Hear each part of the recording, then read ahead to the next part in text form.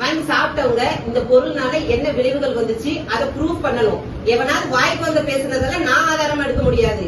எனக்கு 1000 எதிரி இருப்பான், அவன் வாய்க்கு வந்ததெல்லாம் பேசிட்டு இருப்பான், அதெல்லாம் நான் ஆதாரமா எங்க வீட்டுல வந்துட்டு இப்படி சவுண்ட் வைஸா பேசுனா நீங்க அவ்வளவு தப்பு பண்ணிருக்க.